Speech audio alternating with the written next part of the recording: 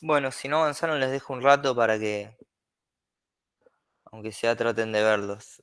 20 minutos, ¿sí? Y después arrancamos con lo que serían los temas de la clase de hoy. Si quieren hacer consultas, estoy a disposición. ¿Qué tal, profe? Buenas noches. Buenas, Gabriel. Los ejercicios que habían quedado pendientes eran los que dice ejercicio 4, ¿no? Sí, Clase 4. sí. Ah, bien, perfecto. Gracias. Para todas las clases, ustedes tienen ejercicios en el campus de la materia. La idea es que al finalizar una clase hagan los ejercicios y los traigan hechos para la próxima. Y en caso de que no tengan tiempo o nadie los haya hecho, les puedo dar un ratito al principio de la clase para que avancen con eso. Así que entiendo que esta es la clase 6, los ejercicios de la clase 5, si no me equivoco, ¿no? A ver. Campus, introducción, análisis de datos. Perdón, ejercicios clase 4. A ver, clase 4 son los que tienen que hacer, no clase 5. La segunda parte, lo que sería estadística, ¿sí? Análisis estadístico. Fíjense si pueden avanzar un poco con eso, les doy un ratito de la clase. ¿Cómo, Dale, perfecto. cómo los trabajos, Tiago?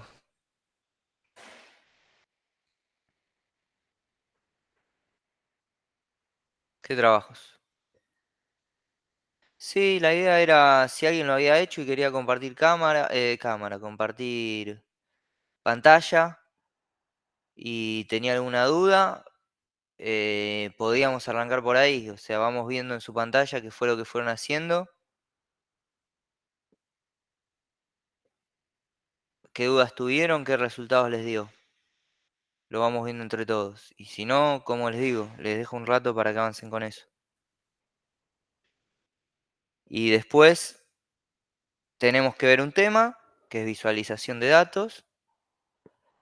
Y por último, la idea es abrir a consultas para el parcial, ¿sí?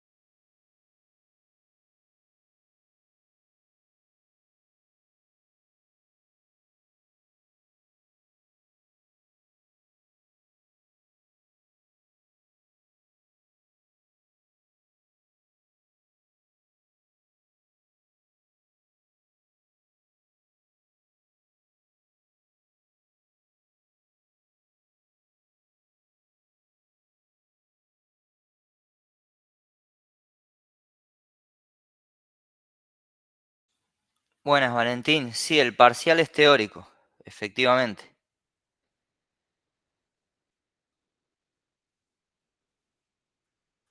Va a haber a lo sumo algún ejercicio de interpretación, ¿sí? De interpretación de gráficos.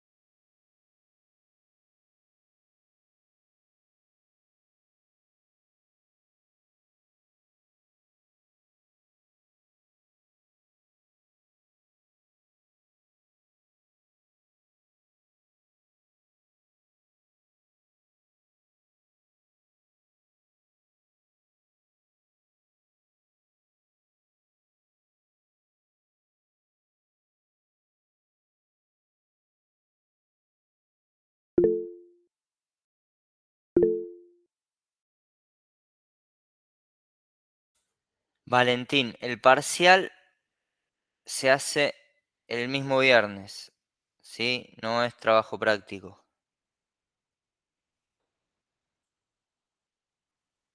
Van a tener que hacerlo, va a ser a través de Discord.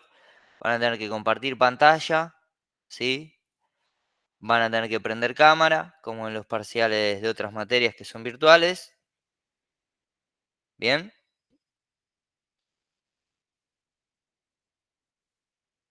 Y bueno, van a presentar las respuestas, va a ser múltiple choice o a lo sumo alguna pregunta pueden llegar a tener. Celular, fíjense cómo hacen. Se tiene que observar que no se están copiando, ¿sí?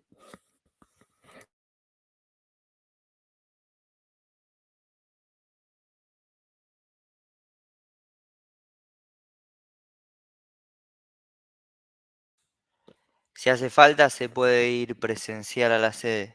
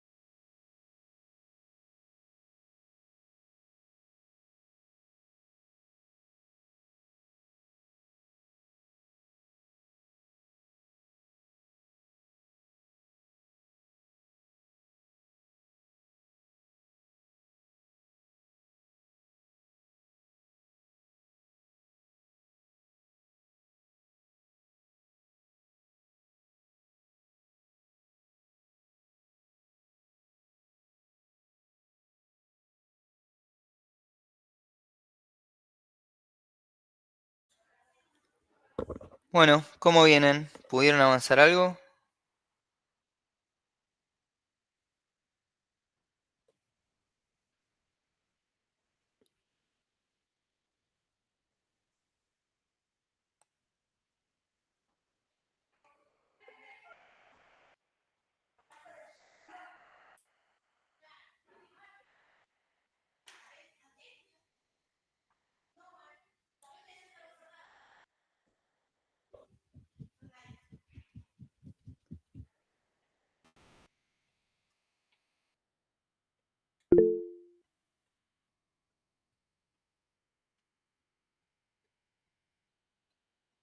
Bien, Cristian.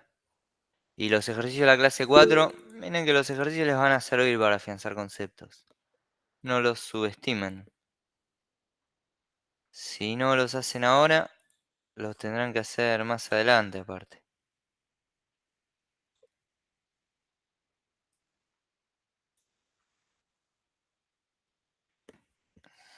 Hay cuestiones que se ven en más profundidad en los ejercicios de los que vimos en la clase.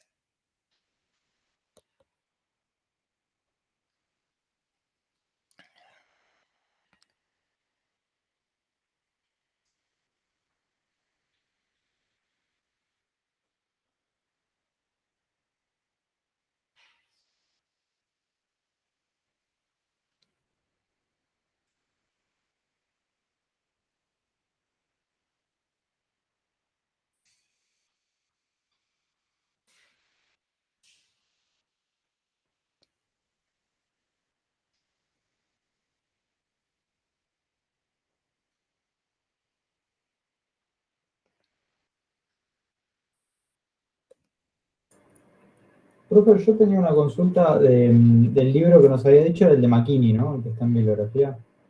No, Eh, o sea, ah, el de McKinney está en la bibliografía obligatoria. El libro que ustedes tienen que utilizar para el parcial tienen que tener leídos y comprender las primeras dos unidades es el de Chamba, Dano y Rey, el de análisis inteligente de datos, ¿sí? perfecto, gracias. Bueno. ¿Alguno está avanzando con los ejercicios o prefieren que arranquemos con la clase?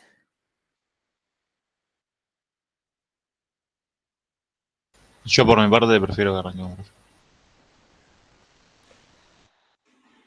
Bueno, avancemos entonces con lo que sería la clase de hoy.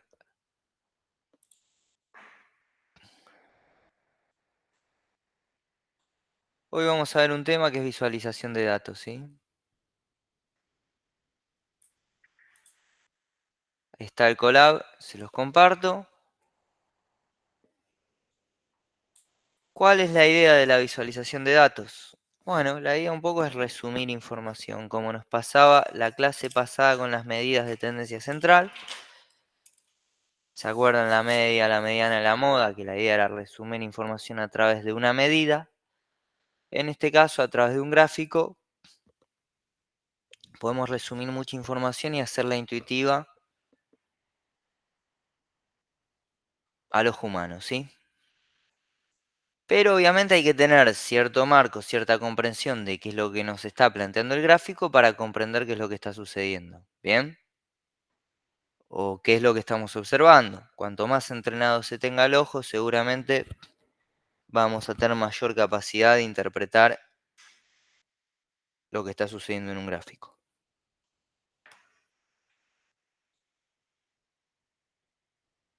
En todas las etapas, nosotros hasta acá venimos viendo las etapas, pero puede haber ida y vueltas. O sea, no es que una vez que se termina la limpieza de datos se pasa al análisis y se acabó. En el análisis podemos detectar que nos faltó limpiar, podemos detectar que hay valores inconsistentes, podemos detectar que hay valores atípicos. Todo el tiempo se está yendo y viniendo, ¿sí? De una etapa a la otra. Las etapas son más una abstracción, una formalización, por decirlo de alguna manera, para poder clasificar las tareas que se llevan adelante en distintos momentos y las características que tienen esos momentos. Pero no significa que una vez que se supera una no se puede volver más hacia atrás. No es como el tiempo, digamos, que una vez que ya pasamos un año no se puede volver nunca. Nosotros podemos pasar de una etapa y o sea, ir de atrás hacia adelante o al revés, ¿sí? Entonces, los gráficos van a poder ser utilizados y nos van a ser útiles en distintas etapas y en distintos momentos. Por ejemplo, nosotros vimos en la parte de limpieza de datos que había un gráfico que nos era muy útil. ¿Se acuerdan qué gráfico era?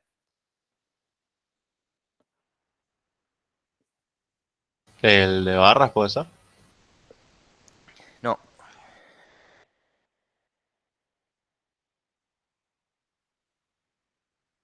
¿Qué conceptos habíamos visto en la clase de limpieza de datos?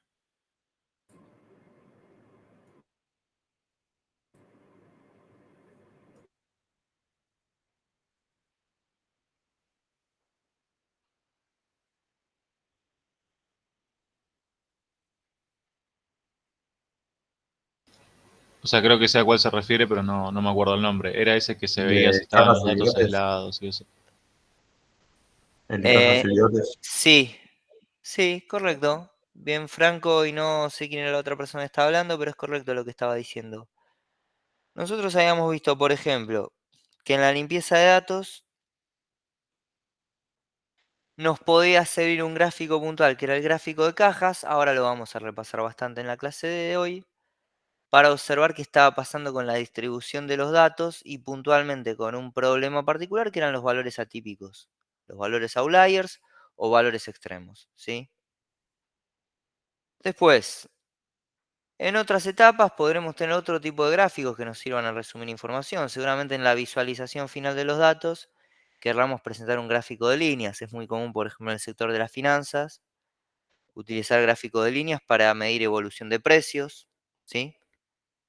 Ya sea de acciones, de cotizaciones de criptomonedas, o de monedas, ¿sí? De países, el dólar, el peso.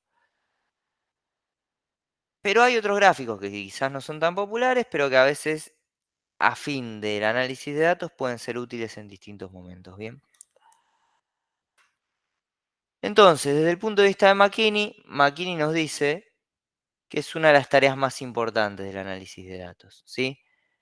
Acá insiste que puede ser tanto en el momento de la exploración, para identificar valores atípicos o transformaciones de datos necesarias. Nosotros transformaciones no lo estamos viendo tan en profundidad, porque quizás es un concepto un poco más avanzado, si se quiere, para esta materia que es introductoria, pero también nos puede servir a detectar la distribución de una variable. Ahora vamos a ver un gráfico que se utiliza para eso. O incluso nos puede dar información para modelos. Por ejemplo, la correlación de variables nos puede servir a un futuro a generar modelos utilizando esas variables altamente correlacionadas. O en laboratorio 4 antes nos hacían hacer un gráfico, hacer una encuesta en una de las pestañas o de los componentes que utilizábamos en Angular tenía que permitirnos realizar una encuesta y teníamos que resumir los resultados de esa encuesta de los distintos usuarios que ingresaban a la página que diseñábamos. Bueno, entonces, en las distintas etapas, en los distintos momentos, ya sea cuando se está iniciando el proceso y se están limpiando los datos, durante la etapa de análisis o la presentación final, puede involucrar la visualización interactiva, ¿sí? La idea de la clase de hoy es profundizar un poco en esta cuestión desde el punto de vista de dos librerías. No van a ser tan importantes las librerías en la clase de hoy, no es que les voy a tomar qué es Matplotlib en el parcial, ni les voy a preguntar qué es Seaborn, pero sí conceptualmente es importante interpretar qué es lo que nos está mostrando y representando cada gráfico, ¿sí? La idea de la clase de hoy es profundizar en esa cuestión.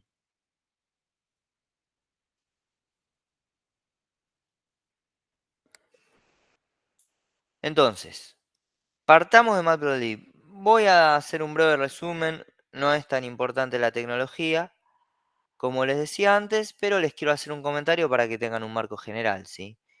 Matplotlib es una API, ¿sí? Que obviamente está orientada a la generación de gráficos.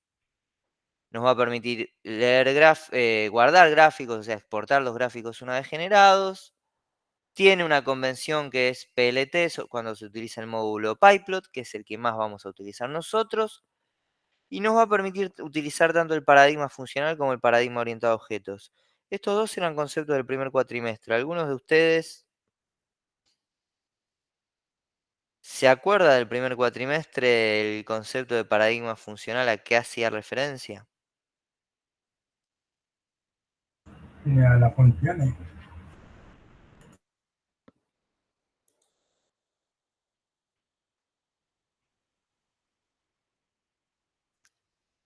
Hoy se ve, por lo menos. En el plan nuevo, el tema de paradigma funcional está en el primer cuatrimestre.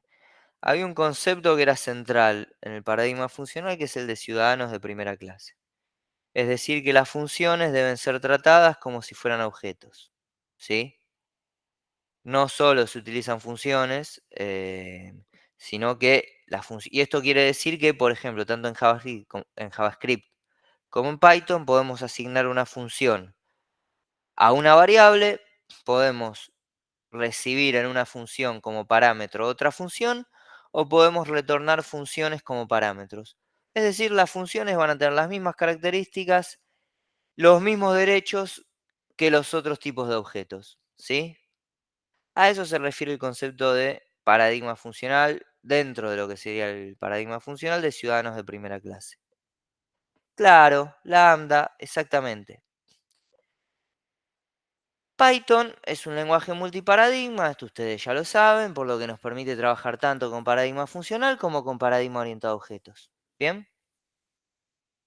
Entonces, una vez definida esta cuestión, que como les digo, les insisto, es un dato, no es lo fundamental, ¿sí? No es lo fundamental de la clase de hoy, pero sí se los comento. Y tiene clases, ¿sí? Dentro del paradigma orientado a objetos tiene clases que son importantes. Figure, Access, Axis, que nos van a permitir sobre todo generar el entorno, la plantilla, el lienzo sobre el cual se van a construir y desarrollar los gráficos. Bien. Estas son algunas de las funciones más comunes, están acá anotadas, pero no pretendo que aprendan de memoria. Hoy por hoy todo esto se googlea y se averigua, ¿sí? Ahora, esto sí es importante. Tipos de gráficos que podemos generar y su interpretación. Vamos a partir de gráficos de análisis univariado, ¿sí? El primero de ellos es el histograma. El histograma justamente se utiliza para analizar la distribución de una variable. También un gráfico de densidad. Esta imagen debería agregarla. Pero fíjense, a través de un histograma, tengo alguna más dando vueltas por ahí igualmente. A través de un histograma nosotros podemos observar los distintos tipos de distribuciones. No, esto no me gusta. Ya fue. Por ejemplo, en este gráfico, en esta imagen, nosotros podemos ver a través de distintos histogramas cómo se expresan distintas distribuciones. En este caso, la distribución normal y la distribución uniforme. ¿Qué observan? ¿Entienden qué es lo que nos está mostrando acá el histograma de la distribución normal y la distribución uniforme? ¿Qué es cada barra? ¿Lo comprenden a simple vista? ¿Alguien lo puede interpretar? Sí, sí, creo que se comprende. Bien. Entonces, una se concentra en el medio y la otra es como son equivalentes. A ver, desde el punto de vista de la probabilidad, ¿cuál es la ubicación más probable de un registro cualquiera que yo saque aleatoriamente en este caso? ¿Y cuál es la ubicación más probable en este? ¿Y cómo se relaciona eso con el histograma? Supongo que en el que está en la izquierda es que son todas las probabilidades iguales y en el que está el primero la mayor probabilidad se concentra justo en el medio. Es parecido al que vimos de los valores que son de distantes, equidistantes, por decirlo así. La media sería. A ver, sí, el más probable. En el que dice distribución normal, en la distribución normal. A ver si puedo agrandar la imagen. Acá, a la izquierda. ¿Cuál sería el lugar más probable en el cual yo sacaría un elemento? ¿Dónde se ubicaría ese elemento dentro de la distribución y del histograma? Al centro. Al centro, ¿no? Que eso iba a decir. Perfecto, está bien la interpretación que hicieron. Bien. El histograma nos sirve para eso. En este caso, real points, por ejemplo, personajes. Tenemos los personajes del LOL y queremos ver los real points. Fíjense, eso está acá. Los gráficos de líneas que están más para mostrar el código. Si estos gráficos de líneas no tienen mucho sentido, ahora vamos a ver por qué. Pero, efectivamente, acá el histograma de la distribución de los real points nos está mostrando que tenemos una alta concentración de personajes con un valor de real points entre 800 y 900, si se quiere, ¿sí? Después tenemos algunos en 600, otros en 300 y poquitos casos con valores cercanos a 1000, ¿bien? Este sería el primer gráfico. Ahora hay un segundo gráfico que está muy relacionado, es muy parecido, que es el gráfico de barras. ¿Cuál es la diferencia? El histograma se tiende a utilizar con variables de tipo continua, ¿sí? Mientras que el gráfico de barras, en este caso tenemos una variable continua pero discreta, porque tenemos 1, 2 y 3, pero la podríamos tomar como ordinal, ¿sí? Esta variable. Porque en realidad estamos hablando de la dificultad. Esta es la codificación, que la codificación sea 1, 2 y 3 no es importante. Muchas veces tenemos variables codificadas como números que en realidad son categóricas. Entonces acá podríamos evaluar que la dificultad 1 es baja, la 2 es media, la 3 es alta, ¿sí? Y en este caso tendríamos un gráfico de barras que hace el mismo conteo de frecuencias, pero tiene una diferencia con el histograma, que en el histograma nosotros tenemos que definir muchas veces los límites, la cantidad de bins que vamos a utilizar, es decir, cuántos intervalos vamos a generar, cuántas barras vamos a generar. Acá no, acá las categorías ya están predefinidas y no hay una continuidad entre una categoría y la otra categoría como podemos tener acá. Esta división es caprichosa en un punto. Entre 800, 900 y 1000 tenemos una continuidad. ¿Se entiende cuál es la diferencia entre el gráfico de barras y cuándo se utiliza uno y cuándo el otro? O sea que son tipo las separaciones, por lo que entendí. O sea, como el Claro. otro va muy continuo, quizás justo, bueno, está en la media, después pasa a ser mayor y después pasa a menor, pero acá tenemos, digamos que tres objetos bastante separados entre sí, o sea, algo así. Claro, algo así. Está bien esa interpretación. Bueno, estos serían univariados. Univariado es que analizamos una variable a la vez. Bien. Ahora pasemos a este otro gráfico. Este gráfico tiene una diferencia con los anteriores que no es univariado, ¿sí? La primera diferencia importante es que tenemos un gráfico bivariado. Estamos tomando dos variables. Por un lado, en el eje X, el valor en real point de los personajes y en el eje Y, la dificultad. ¿Qué observan? ¿Qué conclusiones podríamos sacar de este gráfico?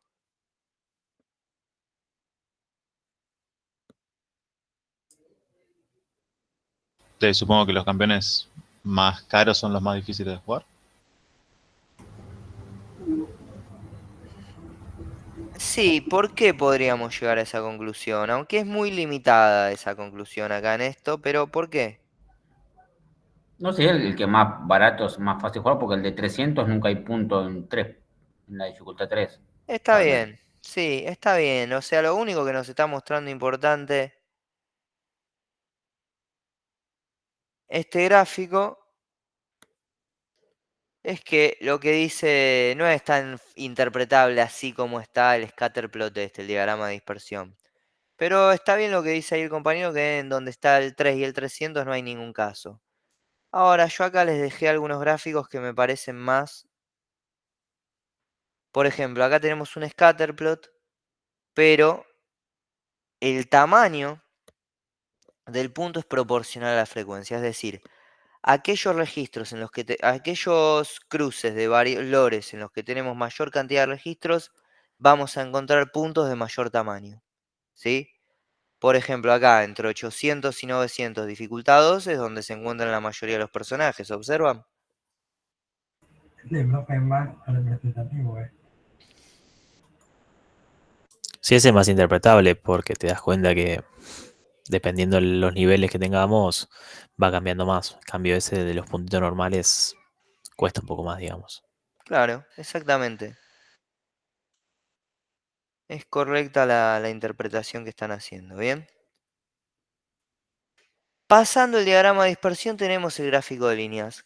Retomando la introducción de la clase, ustedes el gráfico de líneas ya lo conocen bastante, no sé si lo han utilizado, pero seguro que lo han visto muchas veces. El gráfico de líneas se caracteriza por utilizarse mucho cuando se quiere ver, por ejemplo, la evolución de fenómenos en relación al tiempo, ¿sí? Pero ¿por qué? El tiempo no es la única variable que podemos utilizar. En el eje X se tiende a utilizar una variable independiente que es ordenadora de otra variable, ¿sí? El tiempo es la más obvia. Ahora, podría ser otra que no sea el tiempo, ¿sí? Eh, podríamos observar otro tipo ¿La o otro. altura, por ejemplo? ¿O nada que ver? Podría ser, sí. O sea, podríamos tener peso y altura, aunque ahí no tenemos una relación tan obvia de cuál es la variable independiente y cuál la dependiente.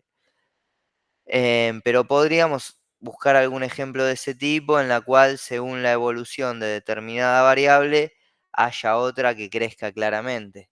No sé. em, Se me ocurre el ingreso, o sea, el ni- ingreso y los gastos. No, no. Puede ser un aumento también algo de eso, quizá. Por ejemplo, tenés como el salario y bueno, capaz que va aumentando o va decretando, ¿no? Depende, ¿no? sí, o sea, podríamos buscar, ¿no? En este momento no se me está ocurriendo ningún ejemplo, pero podríamos buscar otros ejemplos donde la variable ordenadora no necesariamente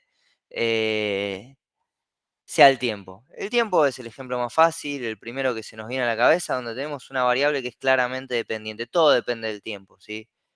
El tiempo no va a depender, no es que va a pasar más rápido el tiempo porque subamos más información a la web o porque tengamos más información de transacciones. No, siempre va a ser el tiempo el que ordene y el que nos sirva para clasificar la cantidad de transacciones, de datos o de datos de transacciones, mejor dicho, en función del tiempo. No sé, otra podría ser en función del espacio, por ejemplo, donde en el eje X podríamos tener la latitud o la longitud, y hay casos en los cuales movimiento de latitud y longitud nos pueden llevar a un incremento de valores de propiedades, por ejemplo. Por ejemplo, Capital Federal, el sentido hacia el norte y hacia el este, los valores tienden a ser más altos de las propiedades, ¿sí? Entonces acá, en lugar de tener 2 años, podríamos tener la latitud o la longitud, ¿sí? Y podríamos tener el precio de las propiedades. Bien. Pero bueno, el gráfico de línea supongo que ya lo conocen y ya lo habrán visto. Este sí es un gráfico no tan común, que es muy característico de los analistas de datos y que es fundamental que conozcan, que repasen para lo que va a ser el parcial. ¿Qué nos está mostrando este gráfico? ¿Se acuerdan los tipos de medidas que vimos en la clase pasada? ¿Qué tipos de medidas vimos?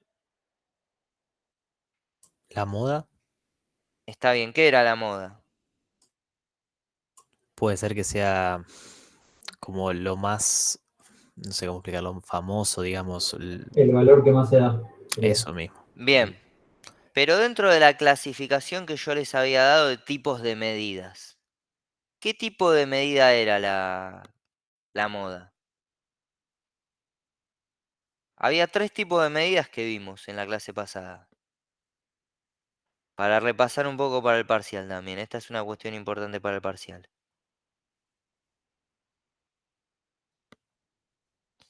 Media, mediana y moda, eran. No. Ah, Media y mediana y moda eran medidas de un tipo puntual, particular.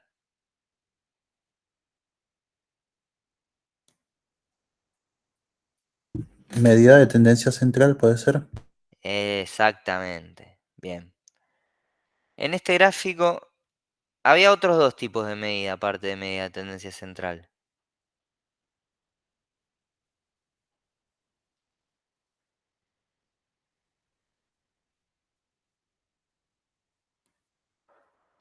Si quieren, vayan a los apuntes y fíjense, ¿cuáles eran los otros dos tipos de medida, aparte de los de tendencia central?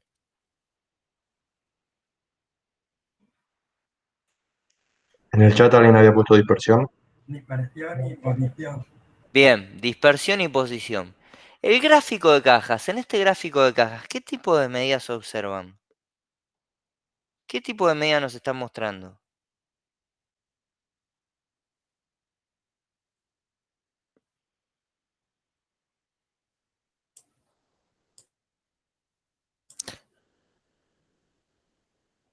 ¿Dispersión?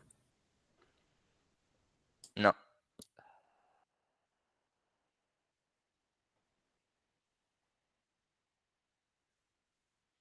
Tendencia central porque está la mediana. No. Nos tiraron las dos que no son justo. Una consulta, ¿la CUT tiene que ver con cuartiles, era? ¿O nada que ver? ¿La qué? Porque dice Q1, Q3, Sí, exactamente. son cuartiles eso, ¿no? Sí, son medidas de posición. Ah, ok.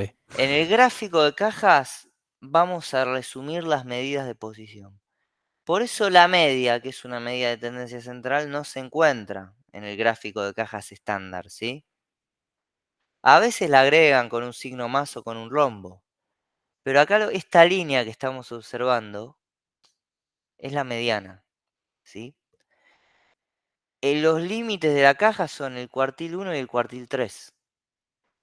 Podemos observar el rango intercuartílico, en el cual se van a observar el 50% de los datos, y los bigotes, por convención, van a ser el cuartil 3 más el rango intercuartílico por 1,5, el límite superior, y el límite inferior del bigote va a ser el cuartil 1 menos el rango intercuartílico por 1,5.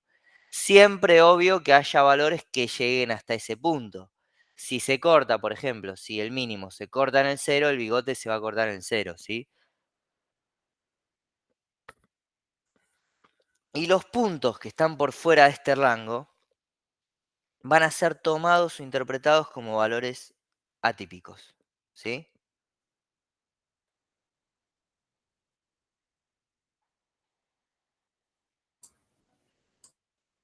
Perdón, ¿cómo era? ¿Los que están fuera o dentro? Son atípicos. No, Ah, no, fuera, perdón, sí, tienes razón. fuera. Lo que está fuera de los bigotes va a ser interpretado como valores atípicos. ¿Por qué? Porque ya estamos hablando, por convención, de que hay una distancia importante con respecto al cuartil 3, ¿sí? O al cuartil 1. Son valores que están bastante alejados no solo de la mediana, sino de los cuartiles, ¿sí? Por eso el boxplot es tan importante y es tan utilizado. Seguramente yo se los tome en el parcial. Les recomiendo que lo repasen bien esto, ¿sí?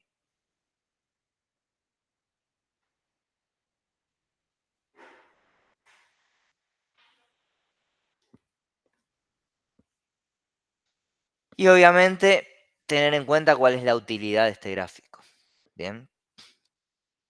Bueno, estos serían gráficos básicos, por decirlo de alguna manera, ¿sí? Ahora, tenemos una librería que tiene muchas ventajas, que es Seaborn. Seaborn tiene a grandes rasgos dos ventajas importantes. La primera es que es de más alto nivel, ¿sí? ¿Y esto por qué es importante? Porque obviamente mucha de la gente, chao, buenas noches, mucha de la gente que trabaja en análisis de datos no son informáticos, ¿sí? No, PyPlot, nosotros habíamos visto, utilizaba paradigma funcional, paradigma orientado a objetos, lo cual para alguien que no estudió programación puede ser conflictivo, ¿sí? Puede ser complicado, puede ser difícil de comprender. Nosotros estamos un año estudiando en la UTN para entender más o menos cómo funciona el paradigma funcional y el paradigma orientado a objetos. Después hay que seguir practicando, ejercitando para seguir afianzando los conceptos que hay alrededor, ¿sí? Bueno, Seaborn, una de las ventajas que tiene es esta. Tiene un lenguaje de mayor nivel y quizás con menos líneas de código nos va a permitir realizar gráficos complejos. Y esta segunda podría ser una ventaja aparte, o sea, vamos a poder desarrollar gráficos de mayor complejidad con mucha más sencillez. Por ejemplo, si ustedes observan acá, Seaborn nos va a permitir realizar esto, una matriz de diagrama de dispersión, que esto primero tendríamos que tener una línea definiendo la matriz, después tendríamos que definir cada uno de los gráficos, ¿sí? O sea, serían varias líneas de programación. Bueno, Seaborn ya tiene una función que hace todo esto. Nos genera un gráfico de este tipo, que es un gráfico denominado matriz de diagramas de dispersión, ¿sí? Pero hay otras características que son importantes de Seaborn. Por ejemplo, está integrado a lo que es pandas, a las clases series y data frame, ¿sí? Va a tener una estética prediseñada también, que obviamente eso incluso para los programadores es importante, porque muchas veces la parte de la estética nos cuesta bastante.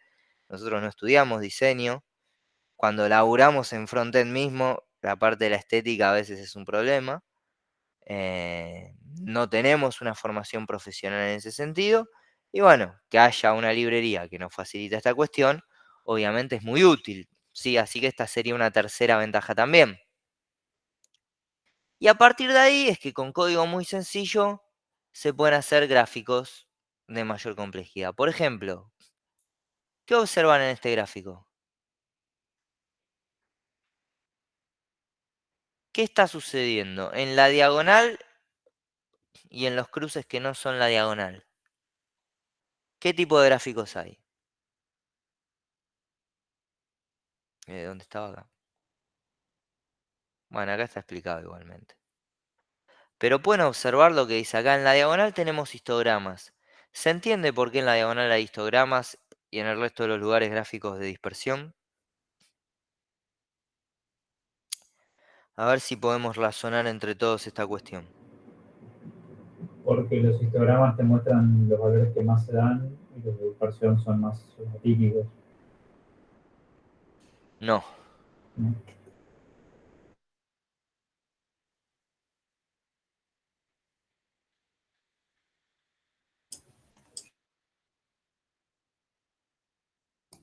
Porque el histograma era para una sola variable, ¿puede ser?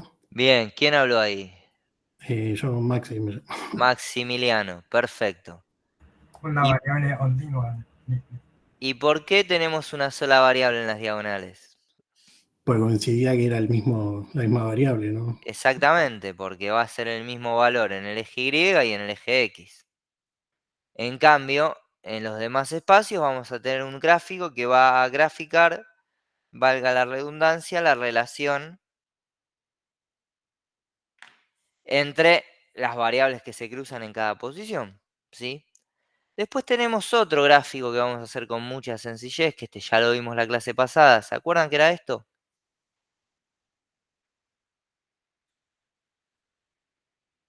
Esto. ¿Se acuerdan cómo se interpretaba esto? Esto lo vimos la clase pasada, la semana pasada. ¿Qué tema vimos la semana pasada que estaba vinculado a este gráfico?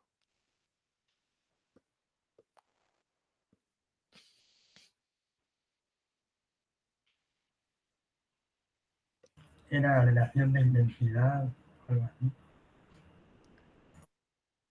Sí, pero era otro el concepto. O sea, está bien lo que estás diciendo. Pero había un concepto puntual que estaba relacionado con este gráfico, que es importante.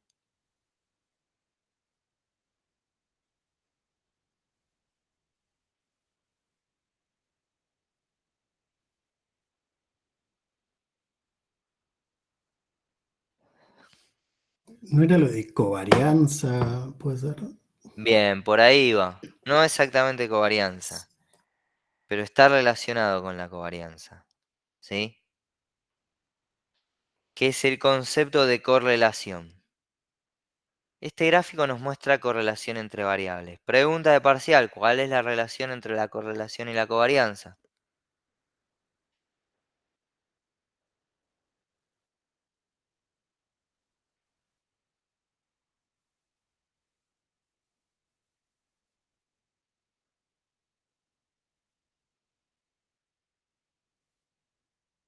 Véanlo en la PPT si no lo recuerdan.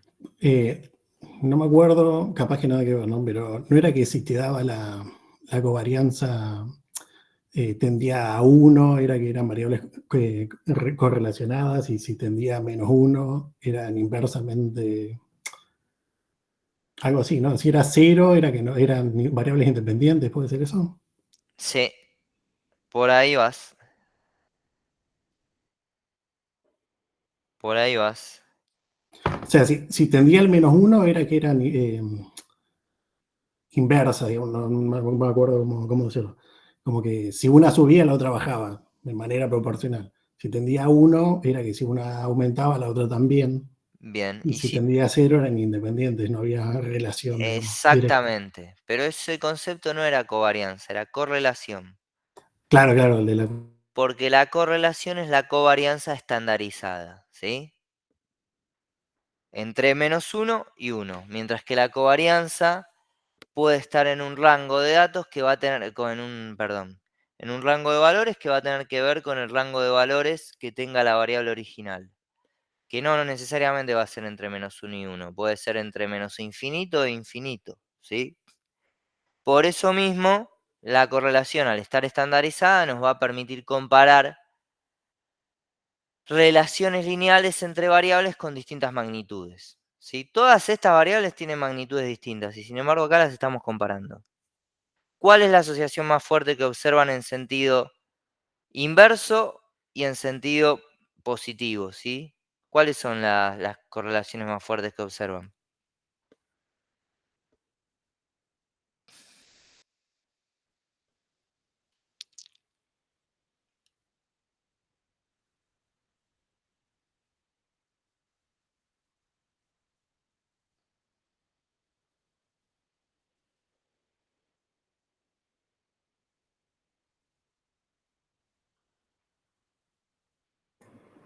Sería el -50 y el 1 de la diagonal. ¿No? Sí, está bien.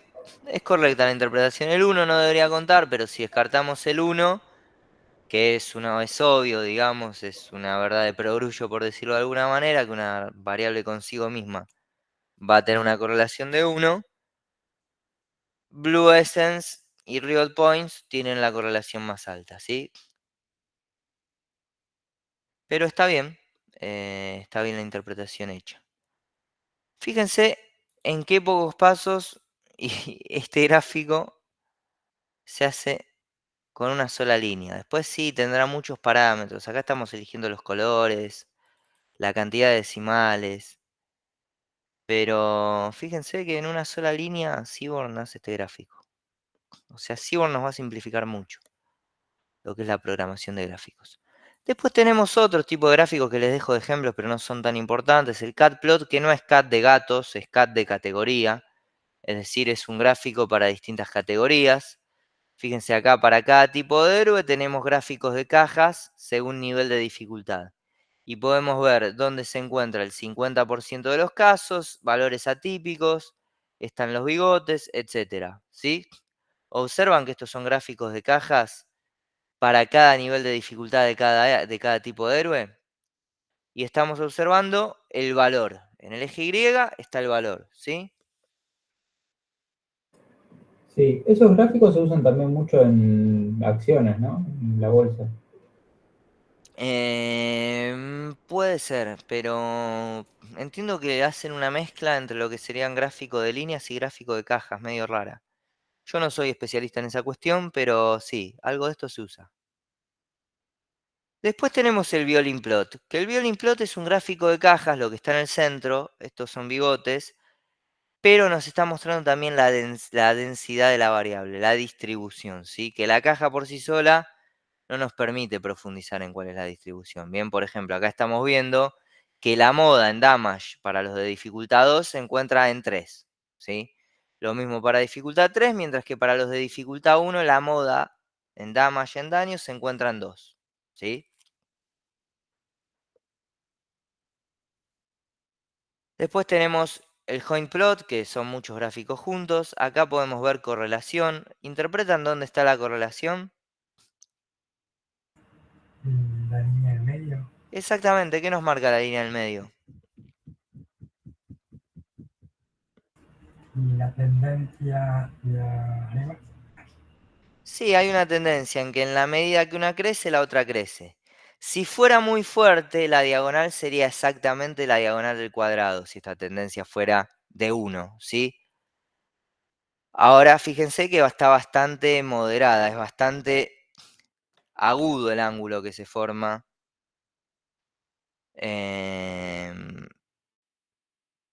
O sea, si lo ubicáramos acá, el ángulo que se forma entre la línea y el eje X es un ángulo bastante agudo, ¿sí? Por lo que hay correlación, pero no es tan fuerte la correlación. Fíjense que acá tenemos dificultad y real points. Si vamos a la matriz, real points y dificultad, bueno, 0,47, ¿sí? Esta línea nos marca una correlación de 0,47 que se está haciendo a través de una regresión lineal. Cuando veamos modelado estadístico al fin del cuatrimestre, vamos a ver un poco qué es la regresión lineal, ¿sí? Después, en los márgenes,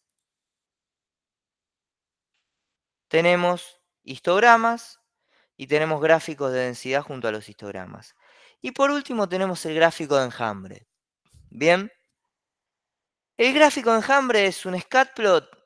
Sí, un scatplot. O estoy diciendo mal ya hasta ahora. Quizás. Ay, a ver. Tengo la cabeza medio quemada. Scatterplot, perdón. Acá es este scatterplot. ¿Sí? El scatter este que está acá. Pero no tenemos un solo punto, tenemos varios puntos.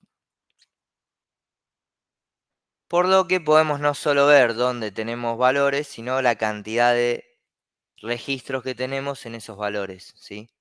O sea, no solo dónde tenemos registros, sino también cómo se acumulan esos registros, ¿bien? Esto se llama gráfico de enjambre.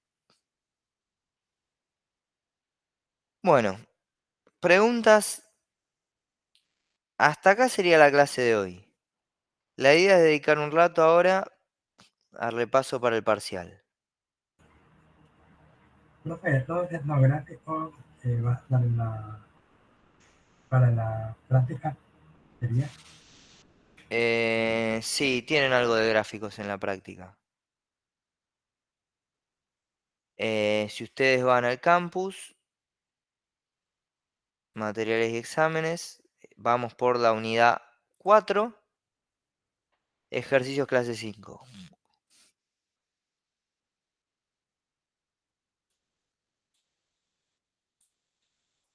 Tienen que realizar 5 gráficos. Todo esto para repasar, quizá les sirva para interpretar, ¿sí?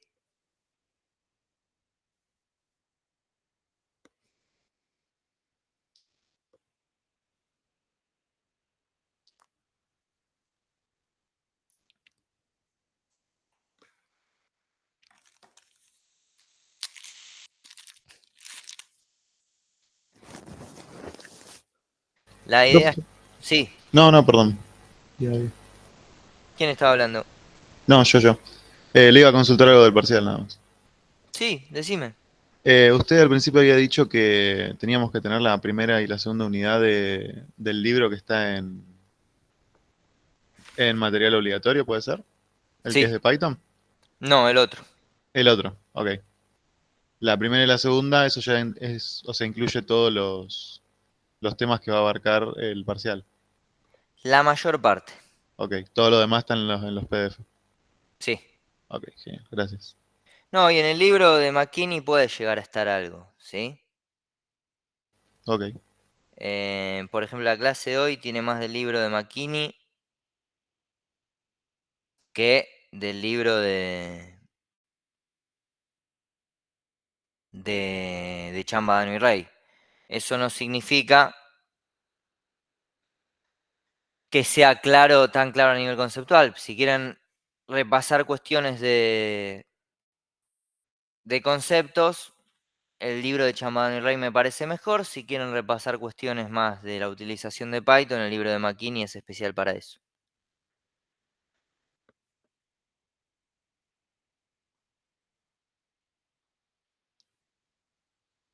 Bien. Bien, bien, perfecto. Bueno, ¿qué otras preguntas hay? Si quieren les voy comentando más o menos. ¿El parcial es múltiple choice? Sí. Van a tener alguna pregunta a desarrollar, no muchas, porque son muchos. Lleva tiempo corregir los parciales. No tengo ayudante. Así que seguramente alguna pregunta a desarrollar haya, pero va a ser alguna pregunta suelta, ¿sí? No. Acá son 35, si no me equivoco. No va a haber gran cantidad de preguntas a desarrollar. Van a tener varias de múltiple choice, van a haber algunas que van a tener que seleccionar una sola respuesta, otras que van a tener que seleccionar muchas. Va a haber algunas de interpretación de gráficos, pero en general van a ser conceptuales, ¿sí? Temas que entran, bueno, primera unidad, 5 temas de la primera unidad. A ver. Sí, obvio. Les va a aparecer a simple vista si tienen opciones o no. Si no, les va a aparecer un cuadro de texto. Las de varias opciones voy a uso el cuadradito, va a ser un Forms, un Google Forms, ¿sí?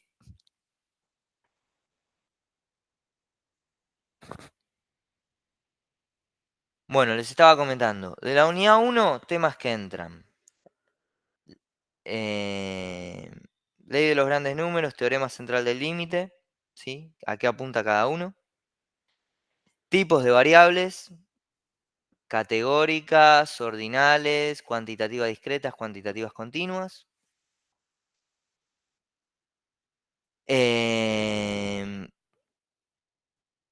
Tipos de análisis según cantidad de variables, análisis univariado, análisis multivariado, ¿sí?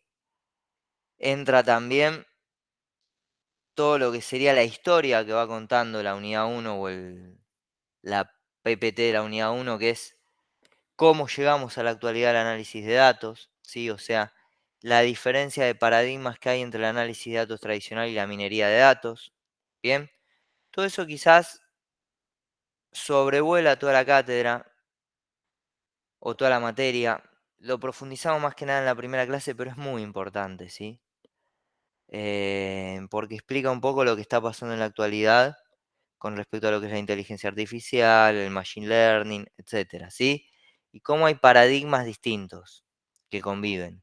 Una cosa es la estadística tradicional, otra cosa es el mundo de la ciencia de datos, ¿sí? Después de la primera unidad, no recuerdo si entra algo más, pero bueno, todo lo que está en la PPT, lo que sea lo que les estoy comentando también entra. Unidad 2. Unidad 2, NumPy Pandas. NumPy está muy vinculado con esta cuestión que les comentaba antes. ¿Por qué es importante NumPy? ¿Qué clase tiene? ¿Qué características tiene esa clase y por qué es tan importante? ¿Sí? ¿Por qué sentó las bases para que Python se expandiera en su utilización? Con respecto a pandas, es un poco más sencilla la cuestión. ¿Qué es pandas y las clases que tiene? ¿Sí? Quizás les puedo preguntar qué es una serie y cómo se relaciona una serie de pandas con NumPy. ¿Sí? Después, unidad 3, bueno, la unidad 3 es extensa. Tienen que meterle porque hay muchas cosas que pueden entrar. Transformación de datos no va a entrar mucho, pero les puedo llegar a preguntar qué es el Z-score, por ejemplo. Les puedo llegar a preguntar qué es normalización de una variable. ¿Bien? Sí, lo que es limpieza de datos lo tienen que manejar conceptualmente. ¿Qué es un valor inconsistente? ¿Qué es un valor atípico? ¿Qué es la no respuesta? Sí, quizás no profundizar tanto en la no respuesta, pero sí saber qué es, cómo se tratan valores duplicados y qué son, ¿sí? ¿Por qué es importante la limpieza de los datos? ¿Bien? Y después toda la parte de estadística que repasamos un poquito, pero tipos de medidas, análisis univariado, análisis bivariado, ¿sí? ¿Cuál de los dos es más complejo y por qué? Bien. Va a ser como les dije, en Discord compartiendo pantalla y con cámara prendida, ¿sí? Profe, las fórmulas no entran, ¿no? No, no les voy a tomar fórmulas, pero si ustedes se quieren apoyar en alguna fórmula para explicar algo, les puede llegar a servir. Y por último, lo visto en la clase de hoy, ¿sí? No más que eso.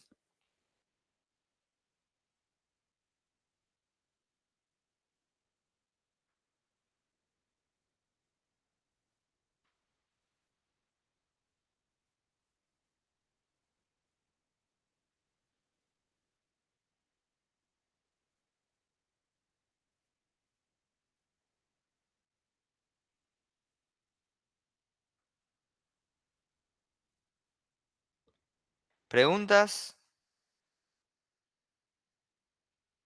No, creo que no. Queda repasar nada más, pero Profe, de la transformación de los datos más o menos entraría. Y lo más probable es Z-score. Repasen más o menos qué es cada cosa, vuelo de pájaro, para qué sirve el Z-score, cuándo se utiliza. ¿Hacen en transformación por variables también? Va, bueno, No, eso no creo que entre. genial.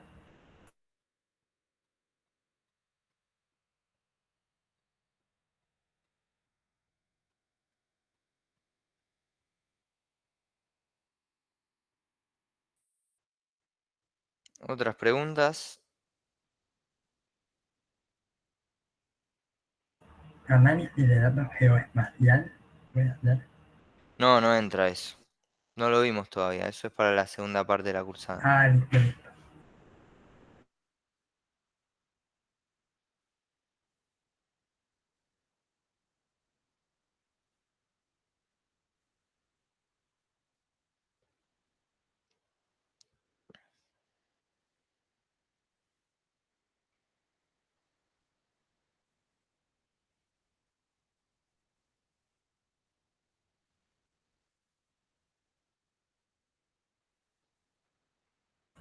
Bueno, profe, nos vamos.